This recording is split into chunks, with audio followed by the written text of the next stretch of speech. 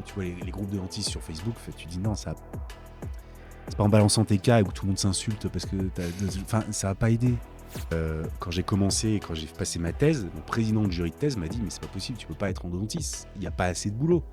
Le premier endodontiste à Lyon, quand j'étais allé le voir et je lui ai dit j'aimerais bien être endo avec toi, qu'est-ce que je peux faire? Il m'a dit mais va bosser ailleurs parce qu'à Lyon il n'y a pas de place.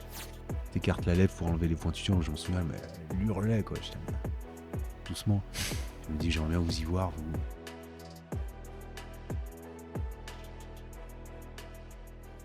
Merci de me recevoir dans ton cabinet. Ouais, je t'en prie, avec plaisir. Donc aujourd'hui, on fait l'interview de Mathieu Durand. Mathieu Durand est dentiste sur Lyon. Est-ce que tu pourrais te présenter, Mathieu? Moi, je m'appelle Mathieu Durand, j'ai 39 ans. Je suis endodontiste. J'ai choisi de dédier toute ma carrière professionnelle en dentisterie à l'endodontie. Donc, j'ai eu cette certitude-là dès la 4e, 5e année d'études. Et puis ensuite, j'ai voulu aussi travailler en équipe. Donc, on a créé un cabinet d'endodontie qui s'appelle le cabinet dentaire ELA, qui s'appelle Endodontie Lyonnaise et Associés à Lyon, où maintenant on est 7 endodontistes.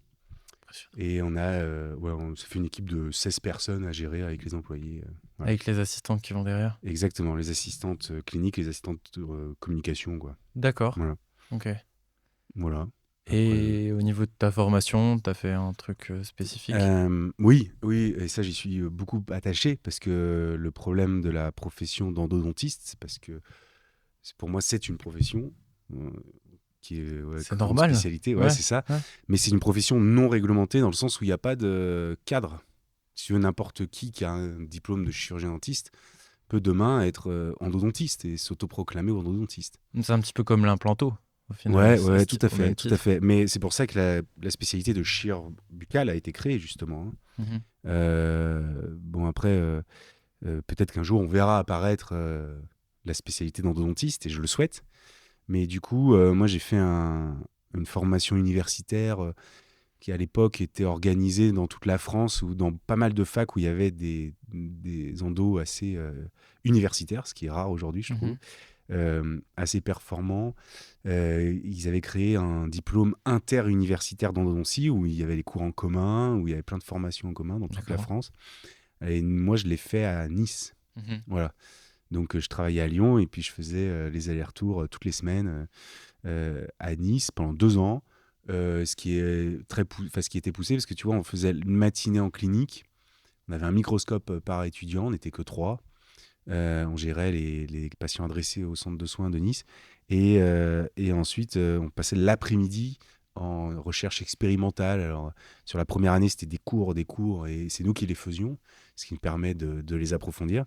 Et sur la deuxième année, tu fais un protocole de recherche qui amène à une publication, des présentations de mémoire dans les congrès internationaux, etc. C'est bien.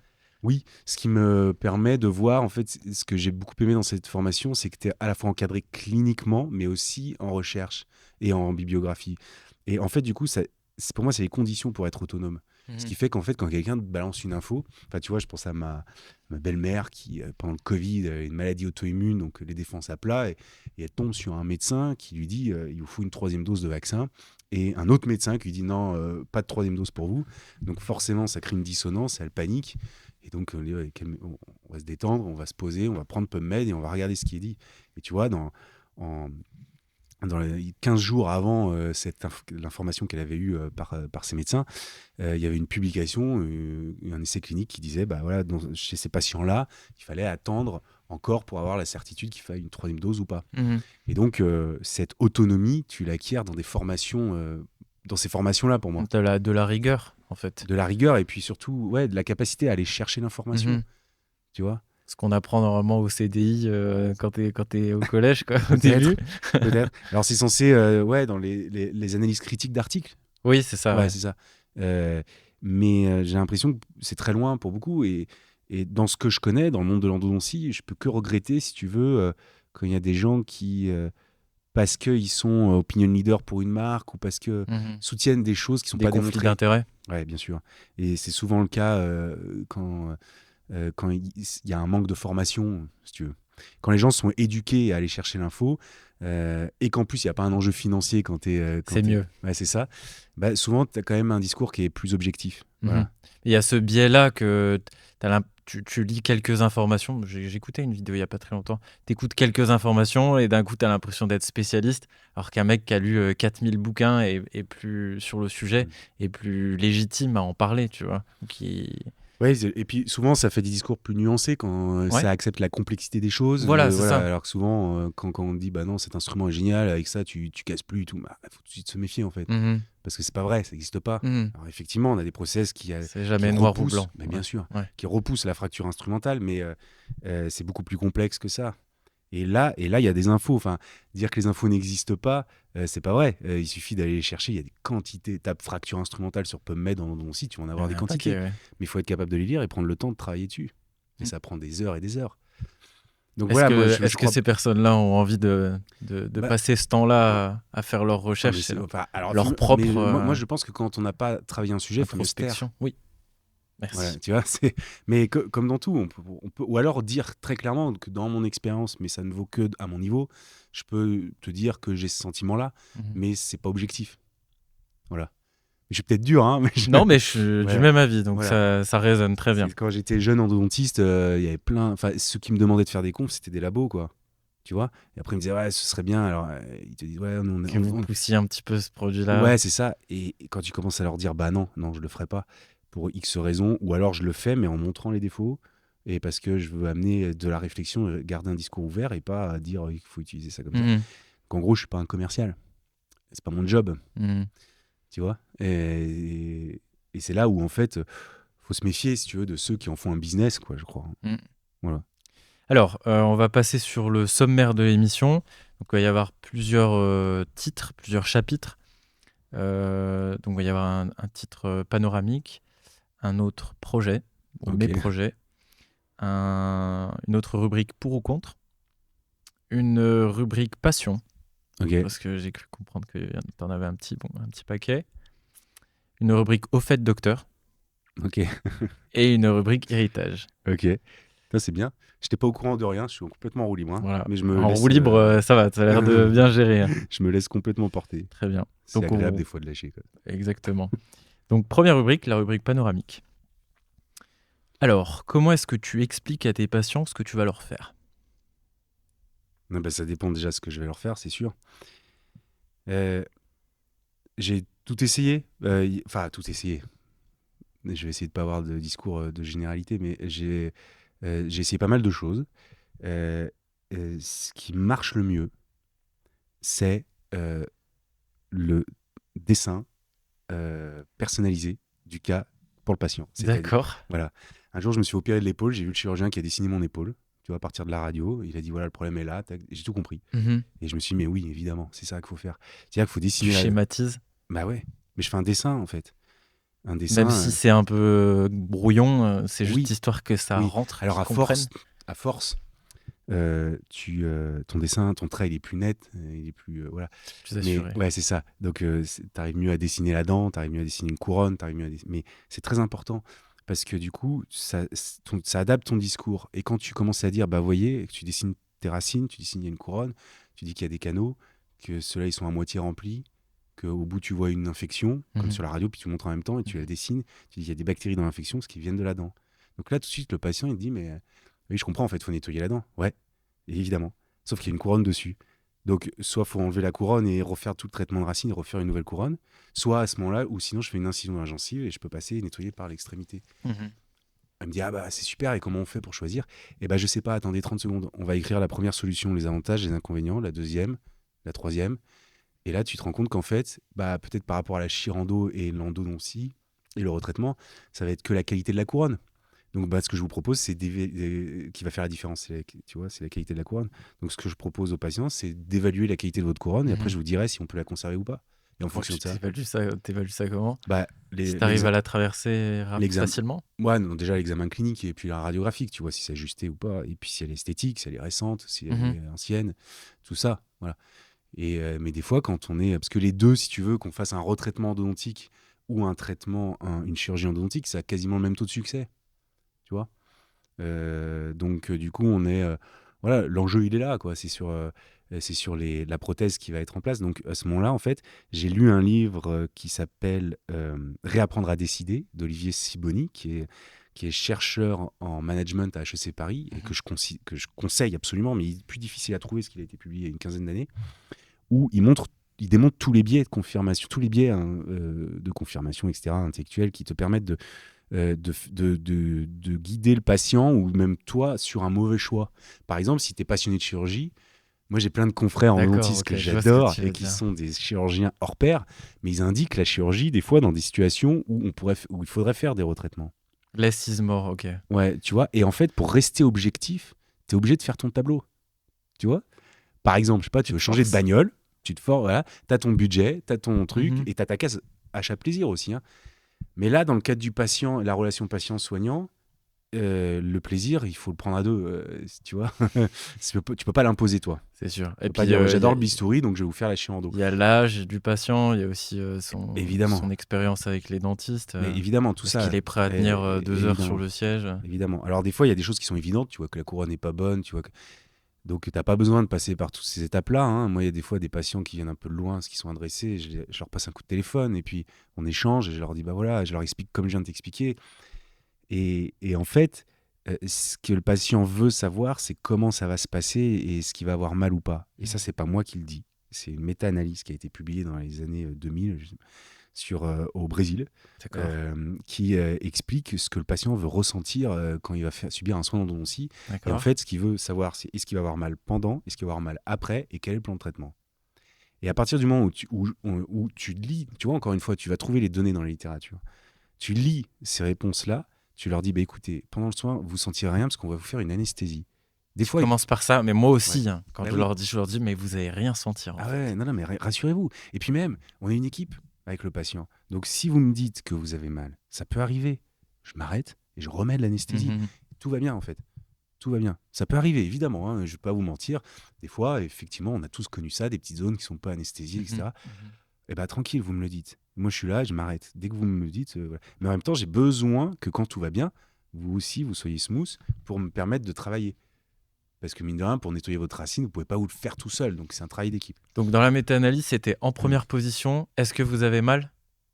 Voilà, C'était la peur d'avoir c'était mal, ordonné ou pas? ouais, Ok. la peur d'avoir mal pendant le soin, la peur d'avoir mal après le soin.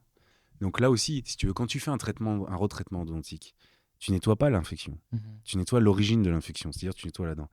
Donc après, tu te retrouves avec une dent propre et une infection sous la dent. Et là, tu as les défenses, je schématise, hein, mais tu as les défenses qui s'affolent, qui disent ah, c'est super, les vannes sont coupées, on peut nettoyer. Donc il y a une inflammation, etc., qui est post-opératoire, qui est normale. Tu vois, en plus, tu as renvoyé plein de débris, plein de solutions antiseptiques, ça détruit un peu l'os parce que c'est un peu irritant. Mhm. Donc il y a une réaction inflammatoire normale, mais comme après toute opération. Donc la réaction inflammatoire en dentaire, elle est normale, quoi. Tant que le patient est prévenu. Exactement. Tant que tu lui dis, déjà, on va faire un peu de prévention de la douleur, Mhm. juste un paracétamol, c'est tout simple, en prévention. C'est-à-dire que, Ça veut dire que tu tiens compte du fait qu'il risque d'avoir mal et ouais, que tu t'en préoccupes juste en lui exactement, prescrivant. exactement, Ouais. c'est ça. Mais tu lui dis même, vous allez avoir mal. Enfin, je veux dire, je vais essayer de pas, parce que j'ai fait des formations d'hypnose et puis on m'a dit, ouais, attention, tu conditionnes.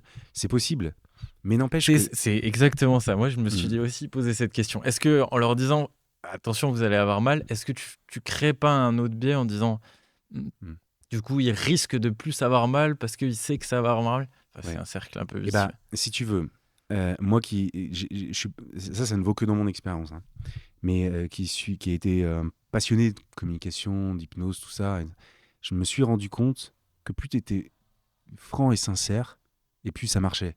Mhm. Alors que l'hypnose, il y a des fois où tu essayes un peu d'amener une couche, et puis quand tu essayes d'être un peu tarte à la crème, un peu, les patients le sentent, tout ça. Ouais. Tu vois, il y a quelque chose, il y a un manque de. Il faut parler franchement. Mhm. Je leur dis, bah, écoutez, euh, ce qu'on sait, c'est que globalement, il y a un patient sur 10 qui fait un flare-up, donc il y a une grosse infection, enfin une grosse douleur post-opératoire avec un tableau clinique de type abcès. Mhm. Donc dans ces cas-là, antibio, vous ne paniquez pas, c'est normal, on sait que ça arrive une fois sur 10. Plus l'infection est grosse, plus c'est ancien, etc. Donc on a des critères comme ça, donc on sait que ça peut arriver. Plus le patient est stressé, donc là aussi, ça marche à tous les coups. Si le patient est stressé, tu sais que ça va être plus compliqué. Bah, à ce moment-là, tu lui dis, vous m'appelez. Et tout de suite, je vous envoie une ordonnance d'antibio. Voire même des fois, je leur donne en disant, allez, Au cas où. je devrais pas le dire parce qu'il faudrait pas qu'on prescrive trop d'antibio, mais je leur dis, vous l'avez avec vous, vous la prenez pas, mais si vous voyez que ça flambe, vous la prenez. Mhm. C'est normal que ça flambe, ça peut arriver, il faut pas vous inquiéter. Mhm. Mhm. C'est dimanche, le mec il va chercher ses antibio et il est pas inquiet. Mhm. C'est ça le plus important. Parce qu'une Et fois, t'auras rempli ton rôle jusqu'au bout, en fait. mais ouais, une fois j'ai eu une patiente, je m'en souviens du tout début où j'ai commencé à travailler. C'était à l'époque où on temporisait à l'hydroxyde de calcium, tu sais, avant d'obturer définitivement les canaux. Sur une grosse infection, j'avais fait ça chez une jeune et je lui ai tout expliqué, tu vois. Et elle a eu super mal, donc elle m'en veut pas parce que c'est un jour où c'était un dimanche, où elle va voir le dentiste de garde qui lui ouvre la dent, qui enlève sa provisoire et qui le laisse ouvert pour que ça se draine. Et elle lui dit non, je veux pas qu'on fasse ça parce que les bactéries vont rentrer dedans. Et elle a tout compris, tu vois. Elle a mieux compris que le dentiste. Moi, c'était Ça t'a hallucinant. sidéré, ouais. Ah mais ouais, je me suis dit, mais là j'ai bien joué mon rôle. Mhm. L'éducation du patient, il a été fait, tu vois. Mhm. De la patiente, elle a été faite. C'est-à-dire que elle a pigé que c'était des bactéries dans la bouche qui rentraient dans la dent et qu'il fallait surtout pas laisser ouvert parce que sinon ça allait rentrer dedans. Elle a compris que voilà, et elle dit au dentiste, est-ce que vous pouvez me donner juste des antibiotiques. Enfin, tu vois, C'est moi je trouve marrant, ça ça. génial. Ouais, c'est marrant. Mais j'ai même une fois un enfant comme ça aussi qui avait eu une fois une chirando. Il avait, je sais pas, 12 ans. Donc c'est jeune pour avoir déjà eu une endo puis une chirando. Hein. Et je lui explique où sont les bactéries. Et il me dit, mais attendez, je comprends pas un truc. Je dis, ok, quoi. Il dit, s'il a pas nettoyé l'intérieur de la dent pendant la chirando, ça revient, puisque les bactéries, elles sont dedans. Et je le regarde, je dis, mais écoute, T'as pourquoi tout te dire compris. T'as tout compris. Donc moi, ce que je te propose, là, c'est de le faire, mais en nettoyant à rétro. Comme Et il faut. donc, ouais. Comme quoi, si tu veux, euh, c'est surprenant de voir à quel point les patients peuvent être surprenants, intelligents, comprendre les choses quand tu leur expliques, et voire même mieux que certains dentistes. Mais Mhm. pourquoi? Parce qu'ils n'ont pas de biais, eux. À Ils ont part, pas d'ego non plus aussi, parce qu'ils savent que c'est un domaine qu'ils maîtrisent pas du tout. Tu vois aussi. ouais, mais avec un peu d'éducation, ils peuvent quand même bien comprendre ce qui se passe. Mhm. Et effectivement, T'essaimes un petit peu, tu donnes un peu de ta connaissance à chacun de tes patients, Ouais, et au final, c'est valorisant quand tu vois qu'ils pigent. ouais, c'est clair. En vulgarisant, Mhm. on va pas leur apprendre à faire une Non, endo, mais ce bien serait sûr. idiot. Mais leur dire, bah oui, il faut nettoyer l'intérieur de la dent, c'est tout. S'ils ont pigé ça, c'est Ouais. l'essentiel. Alors, est-ce que pour toi, être endodontiste, c'était une vocation? Je me suis intéressé au terme de vocation parce que tu sais que j'ai, j'ai, Il te déplaît ce terme? non, non, non, non. J'ai beaucoup je dirais, de passion, comme tu dis, bah, on en parlera plus tard. Mhm. Et il s'est trouvé que quand j'ai fait des formations, alors dans le domaine artistique ou même dans le sport, euh, il y a beaucoup de portes qui se sont ouvertes à moi. Et donc, tu- elle est où cette vocation? C'est ça qui est intéressant de savoir. Où est-ce que je vais aller, quelle porte je vais prendre en fonction de plusieurs critères. Et je sais plus qui a dit ça. Je sais pas si c'est Platon, Socrate, peu importe. C'est un grand philosophe de l'Antiquité Mhm. qui a dit la vocation. Je vais résumer, c'est pas les bons mots, mais c'est ce que j'ai en tête là parce que tu m'en parles. Vas-y. La vocation, elle est là dans ce que tu sais faire et là où tu prends du plaisir à ce que tu fais, mais aussi dans ce que les autres ont besoin que tu fasses pour eux. Tu vois? Tu peux prendre du plaisir aussi en rendant service aux gens ou en faisant ce qu'on attend de toi uniquement et pas forcément en C'est un prenant du mélange des plaisir. deux. C'est-à-dire que ce que j'ai beaucoup aimé dans cette définition de la vocation, c'est qu'il y a la rencontre du plaisir de ce que tu sais faire, mais ce dont la société a besoin que tu fasses pour elle. Mhm. Donc il y a Tu vois, une par partie exemple, obligation. si j'adore jouer au foot, la société va pas attendre que je devienne le nouveau Mbappé. Tu vois? Il est déjà là. Tu comprends? Mhm. Donc, par contre, si petit, j'ai déjà un énorme talent pour jouer au foot et qu'il est détecté très tôt et que tu peux devenir footballeur, bah carrément, parce que la société a besoin de gens qui pour se distraire, a besoin de sportifs dans les stades, etc. Donc, ils ont besoin d'artistes, de sportifs, etc. Et donc, ça m'aide, moi, à définir ce qu'est la vocation. Donc, quand je vois, si tu veux, C'est pas le vrai sens d'une vocation, du coup, ce que tu dis. eh ben, c'est le sens philosophique que j'ai pu trouver. La vocation, si ce serait par exemple C'est te développer sur toutes les facettes de tes capacités. la vocation, Oui. Plus que dans un seul domaine comme on l'entend. bah, je ne sais pas. Moi, pour moi, c'est c'est là, c'est la rencontre de tes compétences et de ce dont la société a besoin. Pour moi, la vocation, elle est là. D'accord. Et si tu arrives à combiner les deux, Ouais. Bah, c'est génial. c'est génial. Mais souvent c'est les deux. Souvent, des fois, alors, c'est aujourd'hui, à notre époque, on fait croire à tout le monde que tout le monde peut faire ce qu'il veut, Mhm. tu vois. Mhm. Mais ça, je crois que c'est pas vrai. Mhm. Avec le temps, c'est pas vrai. Tu parlais tout à l'heure des passions. Moi, je suis passionné de théâtre. J'en fais. De là à en faire mon métier et à vivre comme je vis aujourd'hui par rapport à l'endo, je pense que c'est trop tard. J'arrive là-dedans trop tard. Là où il y a des gens, si tu veux, qui ont fait ça dès la fin de l'adolescence, du jeune adulte, qui se sont déjà créé un réseau, qui ont déjà une expérience que moi je vais mettre des années à apprendre, alors que eux ont fait déjà que ça pendant toutes ces années, Mhm. ils ont déjà trop d'avance.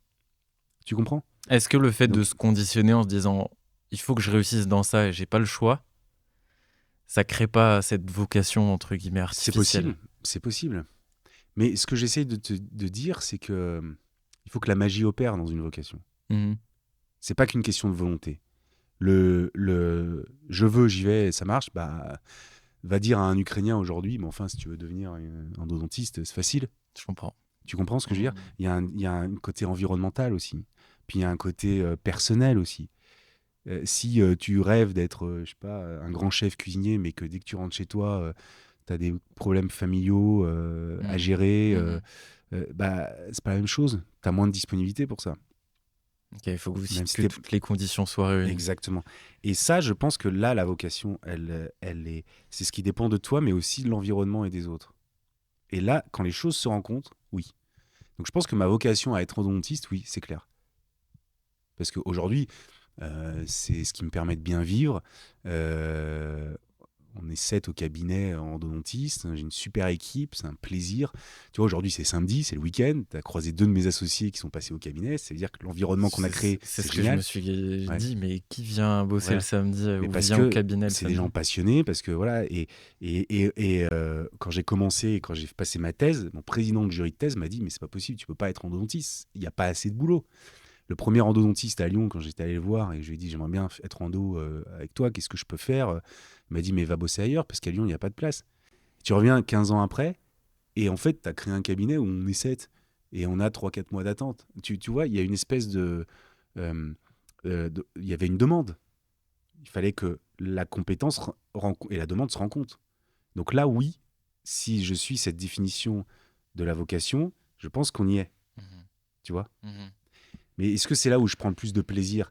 Je prends beaucoup de plaisir à faire une endo, oui, c'est vrai. Euh, Quand tu l'as réussi et que l'instrument casse pas, oui, c'est vrai. C'est vrai qu'il y a des moments qui sont plus difficiles que d'autres à gérer.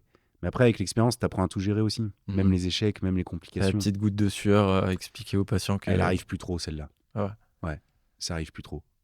Parce que tu sais comment gérer, tu sais que tu as la chirurgie endo en- en ultime recours. Ouais, c'est ça. Et puis tu sais quoi, franchement, je vais te dire un truc, au pire, tu t'arrêtes quoi. Tu dis, écoutez, je suis pas arrivé, hein. J'ai fait mon max. J'ai fait mon max, je suis pas arrivé. T'es déjà toi la dernière chance en Ouais, fait. c'est ça. Nous, on est dans une position assez bonne pour ça, mais t'es un patient, tu lui dis, écoutez, on va s'arrêter là, gardez vos sous. Gardez vos sous, payez-vous un implant. Elle va dire, bah oui, personne va t'en vouloir en Hmm. fait. Ouais, ouais, c'est vrai. Personne. Ouais, C'est vrai que c'est une position confortable. ouais.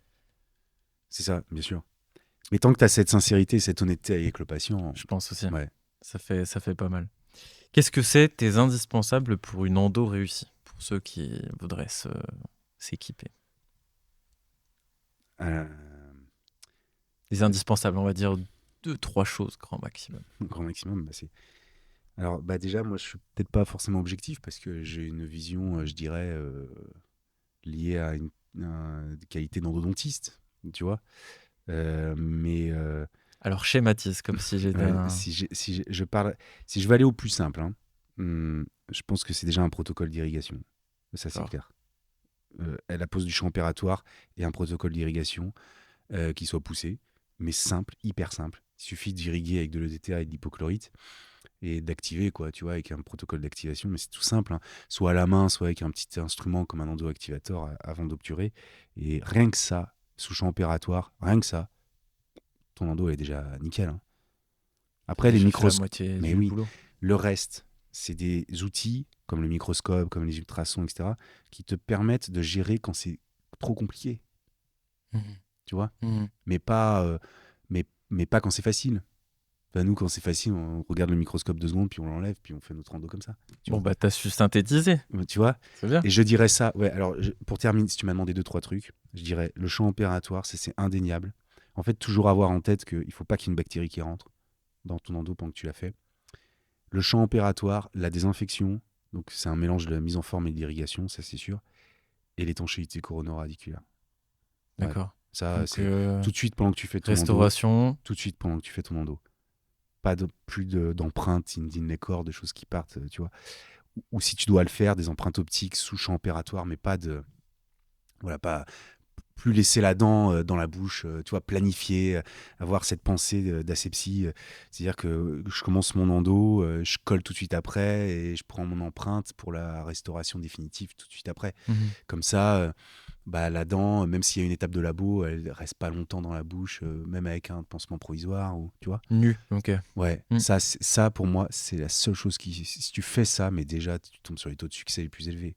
Mhm. Après, ce qui va faire la différence avec un endodontiste, c'est que lui, il va avoir les compétences intellectuelles et techniques et instinctives, si tu veux, avec son expérience, pour résoudre des situations que toi, tu peux pas résoudre là où il faut un microscope, voilà, ce genre de choses, Mhm. tu vois. Ok. Il y a aussi une Donc, partie en fait, pratique. peut-être que c'est ça, peut-être qu'il y a le champ opératoire, la désinfection, l'étanchéité, il y a le plan de traitement, et une quatrième, L'expérience. le savoir déléguer, avoir un endodontiste dans le coin, quand c'est trop compliqué, lui dire, faut aller voir. Ouais, Donc, savoir reconnaître ses limites. ouais, bien sûr. Ok. Intéressant. Ouais. Est-ce que l'endo, c'est prédictible? Quand est-ce qu'on sait qu'une dent est condamnée? Quand est-ce qu'on sait, Mm. justement, comme tu disais, où on doit s'arrêter? Mais oui, oui, bien sûr, c'est prédictible. C'est même très bien, hein. C'est-à-dire que tu as quand même des essais cliniques ou des Contrairement à ce qu'on méta-analyses pourrait qui penser. montrent 90-95% de succès. La seule chose qui est aléatoire, c'est les capacités du praticien à résoudre les problèmes. Ça, on ne sait pas. Même entre endodontistes, moi, je vais bloquer sur des trucs et du coup compléter par une chirurgie, alors qu'il y en a un autre peut-être qui aurait réussi à déposer cet instrument, tu vois. Mhm. Ça dépend de plein de choses. Ça dépend de ta disponibilité le jour même à faire l'endo. Il y a évidemment que les aléas, ça se joue sur l'expérience du praticien. Mhm. Mais sinon, la base, c'est extrêmement prédictible. Tu fais ton endo, tu as 90-95% de succès. Alors, en fonction des études, on va pas rentrer dans. Voilà, mais globalement. Et en cas d'échec, bah, tu fais ta chirurgie et tu as le même taux de succès. Ce qui fait qu'après, tu as peut-être 5 pour 1000 d'échecs, ce qui est très faible. Donc voilà. Le sujet, c'est est-ce que je peux faire la chirurgie, tu vois. Par exemple, sur des racines palatines, sur des 7 duos, 6 duos, c'est compliqué. Si anatomiquement, elles sont pas compliquées. Mhm. Et donc, tu es limité par ça, en fait, en endo. Et voire même, si tu as des racines fusionnées, aujourd'hui, on sait très bien extraire une dent, faire la chirurgie hors de la bouche et replacer la dent. Tu vois, des extractions, implantations immédiates, ça fonctionne très très bien. On a des taux de succès énormes là-dessus aussi. Donc oui, c'est prédictible, c'est clair. La seule chose, là où il y a vraiment des... En fait, on se rend compte que il y a beaucoup d'études qui montrent que la conservation d'une dent, elle se joue plus sur l'état paro que sur l'état endo. Parce que l'endo, on arrive toujours à gérer. Peu importe par quelle voie, mais on arrive toujours à gérer. Ok, très bien, ça me Ça te va. va? Mhm. Est-ce qu'il y a des innovations dans le domaine dont tu voudrais nous parler, Bah, qui s'annoncent palpitantes? il y en a eu beaucoup ces dernières années. Les nouveaux alliages qui permettent de repousser, de faciliter la mise en forme, en fait, de repousser la fracture instrumentale. Donc Mhm. ça, c'est bien. Les alliages, tu sais, les traitements thermiques. Bon, je sais pas si tu vois ce que c'est. Ouais, si. Ouais. Je crois pas que les ciments minéraux, enfin, comment dire, pour avoir une bonne obturation avant, il fallait faire de la gutta chaude. Moi, j'en fais toujours parce que j'ai appris comme ça. Euh, et aujourd'hui, si tu veux, avec des monocones et des ciments minéraux, comme des biocéramiques, tout ça, t'as plus besoin de cette exigence. Tu peux te permettre ça facilite. Techniquement, en fait, le process est facilité. Donc c'est toujours à froid, là, Ouais, je mais vois. avec un ciment minéral, donc si tu veux, c'est étanche, c'est antiseptique, ça gonfle, enfin, ouais, ça se résorbe pas comme les anciens ciments. Mhm. Donc oui. Mais moi, j'obture quasiment jamais à froid. Mhm. Mais je peux comprendre, si tu veux, dans la masse de la dentisterie de base, ça, c'est une avancée globalement parce que ça empêche, ça limite quelque chose qui est lié à l'empirisme, tu vois. En gros, il fallait être un super endo pour faire de la belle obturation à chaud avant. C'était long, c'était difficile. Bah maintenant, t'as plus besoin parce que tu peux utiliser des ciments minéraux. Mhm. Donc en ça, ça vulgarise, mais par le bon sens, si tu veux. Tu vois ce que je veux dire? Ouais, ouais, ouais, Mm. ouais, carrément. Donc en ça, je pense que ça, c'est intéressant. Après, je vois pas trop de grandes avancées. Il y a des choses qui sont prometteurs, comme le Gentle Waves, c'est un appareil que tu mets sur ta dent alors que le champ opératoire est posé et ça désinfecte tout seul. Et Tu vois? comment ça fonctionne? Bon, je suis pas un expert là-dedans, mais c'est des ondes sonores qui balancent la solution d'irrigation et que ça va, D'accord. tu fais une mise en forme minimaliste et puis ça suffit pour aller D'accord. jusqu'au Ce tir serait apical. fou. Oui, c'est ça. Alors les articles commencent à sortir. Ça n'est pas autorisé en Europe, mais aux États-Unis, il y en a beaucoup. Quand tu vas dans les congrès américains, tu vois beaucoup de cas traités comme ça. Ouais, c'est fou. Ok, je savais C'est même pas. intéressant. Après, bah, tout ce qui est lié à l'intelligence artificielle aussi, tu vois, les guides, c'est intéressant. Ça guide le... Alors, si demain, tu as une endo à te faire dans un canal minéralisé ou une chirando et que tu as un mec qui te vend un guide, ça, je crois pas que ça ce soit intéressant. En revanche, d'un point de vue expérimental, c'est intéressant puisque ça, un jour, on aura des contraintes qui vont tout de suite, enfin, qui vont biper quand t'es pas dans l'axe. Ça me plaît. Il y Parce en que a déjà peut-être, en implanto, hein. oui, voilà, on implante tout. Bah, ça arrive en endo. Mm. Donc ça, C'est pas étonnant. c'est bien sûr, Et tout ce qui peut faciliter je dirais, l'accès à d'autres praticiens que des endodontistes pour résoudre des problèmes, ça va dans le bon sens. Mhm. Maintenant, il faut pas que ce soit au détriment d'autres choses. Tu vois, par exemple, quand on avait des instruments uniques qui sont arrivés et bon, on s'est rendu compte que les mecs, c'était ah ouais, je fais mon endo en 20 minutes, machin. Ouais, mais toute la désinfection n'est pas faite. Ça bloque, ça va pas dans le bon sens. Donc, oui, pour la démocratisation de tout ça, mais pas sans une culture endodontique. Il faut quand même connaître un Ouais, minimum et ouais. ouais. Ok. Que si tu trouves tous les canaux minéralisés alors que t'es pas endo, bah, tant mieux. Mais si tu désinfectes pas comme il faut, c'est une bêtise. Alors, tu utilises quoi comme CBCT? Et est-ce que c'est systématique? Bah, ça, c'est une question qu'on essaye d'y répondre. Alors moi, j'ai appris sans CBCT, donc au début, on n'en avait pas. Donc il fallait adresser à des radiologues pour en faire des dentascans. Après, on l'a eu, donc Donc c'est la radio en 3 dimensions. ouais, c'est ça. Ouais. Après, maintenant, on a un CBCT, nous, on a un Morita petit champ parce que Euh, bon, la qualité est incroyable, hein, je t'avoue, j'ai rien à gagner à te dire ça, mais j'avoue qu'ils sont très en avance, Morita, en termes de qualité de radio. Mais il y en a d'autres qui sont enfin, du même niveau. Hein. Nous, voilà, on Toi, c'est travaille celui avec que tu eux. utilises au quotidien. Ouais, voilà, c'est ça. Ce qui fait que, ouais, pour différentes raisons qui sont plus de l'ordre commercial que d'ordre technique, parce qu'elles sont toutes quasiment du même niveau. Mhm. Et un petit champ, c'est intéressant parce que ça réduit le champ du cone beam à deux trois dents, donc ça fait des images très précises. Mais bon, au final, on se pose la question avec mes associés, est-ce que c'est vraiment pertinent de faire des petits champs? Est-ce que tu pourrais avoir des visées diagnostiques de toute la bouche qui seraient plus intéressantes avec des grands champs? Euh, Enfin voilà, systématiquement, il y en a qui le font systématiquement. Je pense que des fois, c'est vraiment pas nécessaire, à condition d'avoir un peu d'expérience. Et Est-ce qu'une rétro te suffit? ça dépend. Ouais, ça dépend. Si c'est une monoradiculée, ça peut peut-être suffire. Oui, voilà, ça dépend de plein de choses, mais j'ai déjà tombé dans des pièges. Une fois, j'ai soigné une dame, tout me paraissait simple, classique, une lésion périapicale sur une 7 du haut, et je fais le retraitement Sur une molaire. sur une molaire, ouais. Et en fait, elle revient avec un abcès palatin énorme. Et du coup, je fais un cone beam, et je me rends compte qu'en fait, il y a un état paro-palatin qui est pas du tout bon, et la racine palatine, elle est complètement extra-alvéolaire, quoi. Mhm. Donc là, c'est pas évident de dire à la patiente, bah oui, je suis tombé dans un piège et je suis désolé. Il n'y avait pas de lésion sur les racines vestibulaires. Mhm. Donc il aurait fallu indiquer l'extraction, parce que l'état paro, je pouvais pas C'était le pas régénérer. Ouais. satisfaisant, ouais. Ou alors l'amputation de la racine palatine, je sais pas. Enfin bon, ça aurait pu bricoler comme ça, mais effectivement, j'aurais peut-être dû, là, ce jour-là, faire un cone beam. Mais des fois, tu tombes dans des pièges, quoi. Et de là, le faire systématiquement, il y en a qui le défendent ce point de vue-là. Est-ce qu'au niveau médico-légal, ça a une indication? Bah non, mais après l'irradiation elle est quand même très faible. Je pense que ça fait pas de mal non plus. Je pense que si tu as besoin de te rassurer, de voir que le MV1 et le MV2 se rejoignent, parce que les zones où on casse, c'est quand les canaux se rejoignent, tu vois. Mhm. Ça, faut faire gaffe. Donc, si t'as un code BIM qui te dit c'est super, qui te dit s'il y a 3 canaux, 4 canaux, ok, super, tu vois.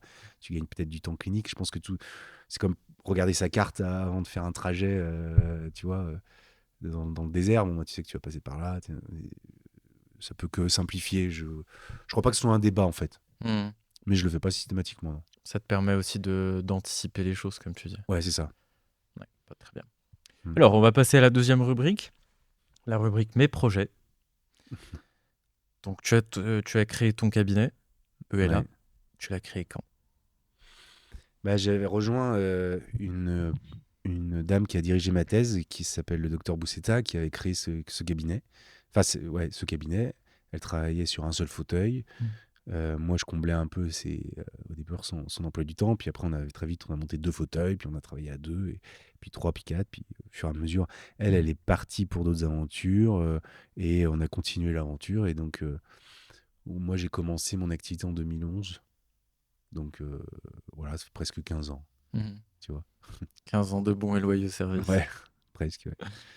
Quels ont été les obstacles sur la route, les plus marquants? On va pas se mentir, je pense qu'entreprendre dans le monde du dentaire, c'est facile. Euh, les obstacles, ouais, c'est marrant, tiens, elles sont intéressantes tes questions. Mhm. Euh, J'essaie de faire des questions que 90% des gens risquent de se poser, hmm. pas forcément dans le bon timing, et vont garder l'idée en tête sans avoir jamais de réponse. Hmm. Je pense que là, comme ça, ce qui me viendrait, c'est une énergie à canaliser. Mais c'est très propre à chacun. Mhm. Peut-être, ouais, ouais, c'est ça, de pas se disperser. Et ça, pour moi, ça a été difficile. Quand tu vois que tout est possible, tu dis mince, mais non, non, faut rester focus. Et peut-être le plus difficile aussi, c'est d'avoir une certaine forme de maturité pour pas être trop atteint euh, par l'empathie que tu peux donner aux autres. C'est-à-dire que il y a des Ah, décisions ça qui doivent, m'intéresse. Ça. il y a des décisions qui, enfin de l'empathie pas que tu peux donner, que tu peux ressentir par rapport aux autres. Par exemple, tu prends une décision qui est pas agréable, mais qui fait avancer le cabinet, mais pas pour le personnel, c'est pas agréable. Et On parle de virer des gens. par exemple, alors que tu te rends compte, tu vois, par exemple, ouais, ça a été des obstacles. J'ai passé trop de temps à essayer de manager des éléments qui étaient voués Qui à n'était pas fait l'échec. pour ça, Ouais, ils peut-être. n'étaient pas dans leur élément. On parlait des assistantes, des assistantes cliniques, c'est difficile, hein. Je crois que la moyenne d'une assistante dans un cabinet dentaire en France, c'est 3 ans. Oui, ça j'avais entendu Tu vois, cette moyenne, ouais. c'est C'est dingue. dingue. Et alors en plus, quand on arrive là, tu as toujours cette phrase qu'on te dit, mais faut vous poser des questions si personne ne reste. Oui, c'est vrai. On fait que ça, en fait, se poser des questions. Après, j'avoue que euh, je pense que toute personne qui va à Pôle emploi, mais aujourd'hui c'est France Travail, tu vois, France Travail, J'aimais beaucoup qui cette sortent, chose. qui sort son bilan de compétences, on lui dit faire assistant dentaire. Parce qu'on lui dit c'est un métier polyvalent et il y a du boulot. Bon, ok.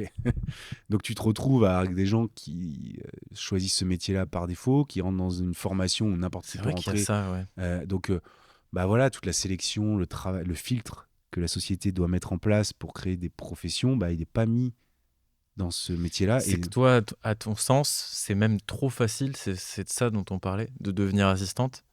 La formation, elle n'est pas suffisamment mais ouais, poussée. je dirais, ouais, je vais essayer de trouver les bons mots parce que trop facile, ça dénigrerait celles qui font l'effort. Mm. Je dirais qu'il n'y a pas de filtre. Je dirais qu'il n'y a pas un travail de sélection par motivation, par compétence, voilà, c'est C'est un peu pas du les plus fourre-tout, quoi. acharnés qui restent. C'est pas un, c'est un peu du fourre-tout, quoi. Et c'est dommage parce que déjà, je pense qu'on Les perd. bons éléments se mélangent un petit peu avec les Ouais, autres. et tu tombes sur des perles et c'est pour ça que quand tu parlais de la Suisse, je trouve ça très intéressant, moi, qu'il y a un bac +3 pour ça, qu'il y a des assistants de différents niveaux qui Mhm. ont plusieurs. Enfin, ça arrive en France. Ça arrive en France, ouais. Mais ouais, Et heureusement, parce que enfin, quand tu vois que les anciens, euh, si tu veux, moi je parle pour moi là, donc j'ai pas de.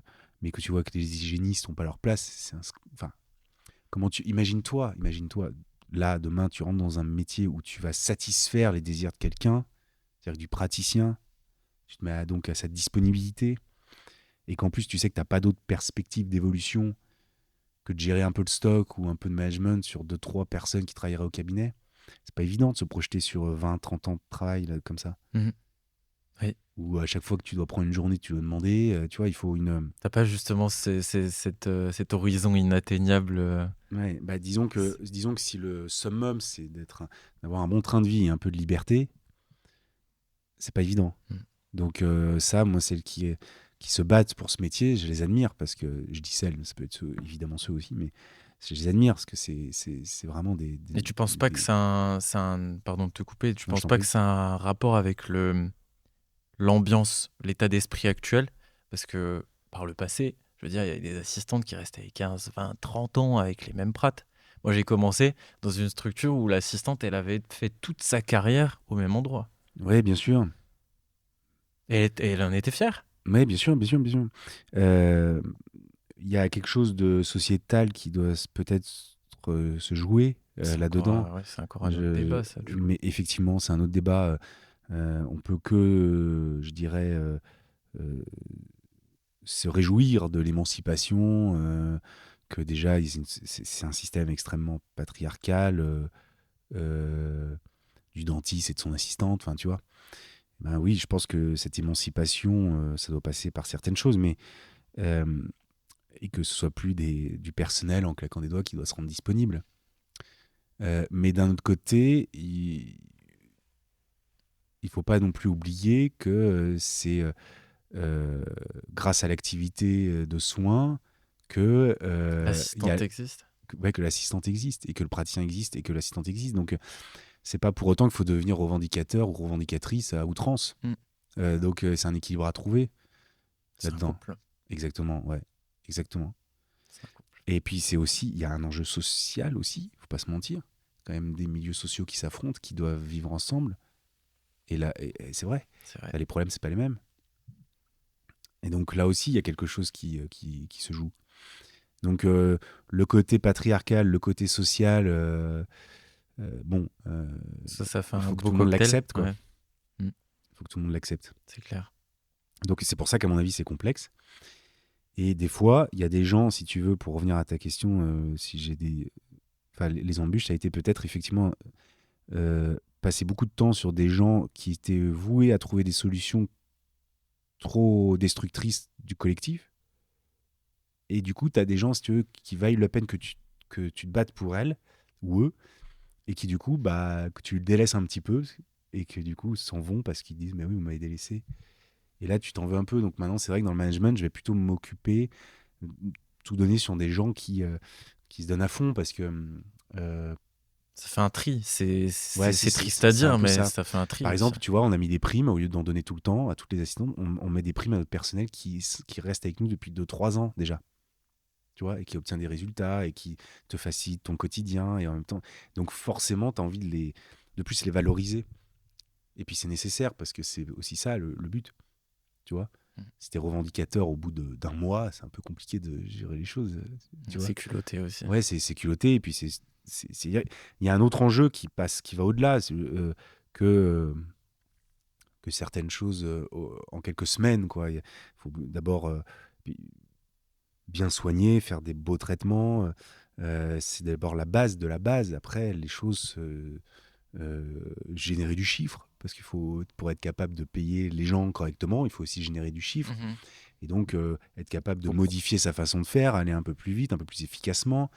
Faut Euh, prouver sa valeur avant d'avoir ouais, c'est ça. des C'est que revendications. si on revendique des choses et qu'en même temps on passe son temps en sté à discuter et à être peu efficace, c'est pas Merci. évident. Merci. Tu comprends? Ouais, c'est un message qu'il faut passer aussi. Ouais, c'est ça. Mm. Donc c'est évident que c'est un équilibre à trouver là-dedans. Ok. Est-ce que ça te dit qu'on passe à la rubrique numéro 3? Ah, mais je me laisse porter avec grand Allez, plaisir. on part sur la rubrique pour ou contre. Pour ou contre la psychanalyse. Bah pour. Je pense que c'est indispensable Je de fais passer par partie là. de ceux qui fantasment le fait que tout le monde C'est soit pas en psychanalyse. psychanalyse. Bah oui, mais tu sais, je t'ai dit que moi j'ai découvert Freud à l'adolescence. Euh, j'ai commencé à le lire à ce moment-là. Ah, c'est une lecture pas courante à cet âge-là. Ouais, ouais, ouais. Moi, j'avoue, je l'ai un peu enfoui dans ma tête, je sais pas pourquoi, mais bon, pour un schéma aussi familial, personnel, assez complexe. Euh, et puis, euh, dans des films aussi, Mhm. notamment Dangerous Method avec Viggo Mortensen, qui est absolument. Je crois que c'est un film de Cronenberg, David Ouais. Cronenberg. Tu connais, non? Ouais. Mais de nom, oui. C'est magistral. C'est le film sur Carl Gustav Jung, qui est un des grands psychanalystes aussi modernes, enfin, des disciples de Freud. Et bien sûr, parce que je trouve que c'est. Et puis, du coup, pardon, moi j'ai commencé ma psychanalyse euh, parce que au théâtre, tu sens que ça libère. Ça libère parce que du coup, tu apprends à lâcher prise. T'es moins sur la pédale ouais, Ouais, de frein. et si tu veux, il y a quelque chose de l'ordre, t'acceptes tes pulsions, t'acceptes tes envies, t'acceptes que ça évolue dans un monde avec des contraintes. Et donc, du coup, tu comprends pourquoi des fois elles sont satisfaites, pas satisfaites. Mhm. Mais c'est ça, Et, on a eu cette discussion, je me rappelle très bien, ouais, l'histoire des contraintes là. et donc, du coup, ça accepte une sorte de lâcher prise qui fait que des fois, tu vas avoir des résultats positifs, des fois moins bons, mais que le plus important, c'est pas tellement le fait que ce soit positif ou négatif. Le plus important, c'est de. Cette phrase, Vas-y, elle vas-y, me donne vas-y, les je poils. la veux, la Mais elle dit, conclusion. mais c'est d'apprendre. Je sais plus qui disait ça d'ailleurs. C'est pas de savoir s'il fait beau ou s'il pleut. Le plus important, c'est d'apprendre à danser sous la pluie. Mhm. C'est ça. Et on en revient un peu avec la discussion avec le patient. Le patient, que ce soit bien placé ou mal placé, ou mal passé, c'est peut-être pas ça le problème. Le plus important, c'est que il se sente bien avec toi, même dans Mhm. la difficulté. Voilà. Ce que je Qu'il a eu crois. l'impression aussi que t'aies fait ton maximum, Ouais, c'est ça. ça c'est sûr, Mm. mais qu'il ait passé un bon moment. C'est ça. Donc, voilà, moi, la psychanalyse, ça m'a appris tout ça. Aussi, quand tu arrives et que tu rentres sur scène et tu dis, ah, je vais montrer toute ma puissance, tout personnage que je. Et tu penses que tu vas pouvoir maîtriser ce qui va se passer. En fait, c'est pas vrai. Il y a une espèce de lâcher prise totale et c'est là où tu maîtrises pas forcément ce qui se passe. Tu fais que t'adapter par rapport à ce que te donne l'autre comédien, les autres comédiens, le public, etc. Public, ouais. Et du coup, et là, il se passe des choses. C'est comme quand tu fais une conférence, tu peux arriver en donnant la bonne parole, ou tu peux arriver en disant, bon, vous voulez parler de quoi? Et petit à petit construire le discours avec les gens, et ça marche un peu mieux, je crois. Mhm. Je crois. Mhm. Bah, la psychanalyse, ça aide un peu ça. Dans un couple aussi, tu vois, se dire en fait, c'est gommer ses projections, peut-être quelque part, c'est-à-dire éviter de projeter sur les autres ce que tu aimerais qu'ils soient. Ce que tes projections, je sais pas, ma femme, j'aimerais que ce soit une super femme qui cuisine super bien, qui fasse du sport, qui gagne bien sa vie, tu vois, etc. Bah, ça m'appartient. Et en fait, en face de moi, j'ai un être humain qui se débrouille avec ses névroses, avec ses pulsions, avec ce qu'elle peut pas accomplir. Faut Et accepter ça d'avoir amène tout pas autre. forcément une personne qui est à 100% tout le temps aussi. C'est un être humain, Voilà, voilà.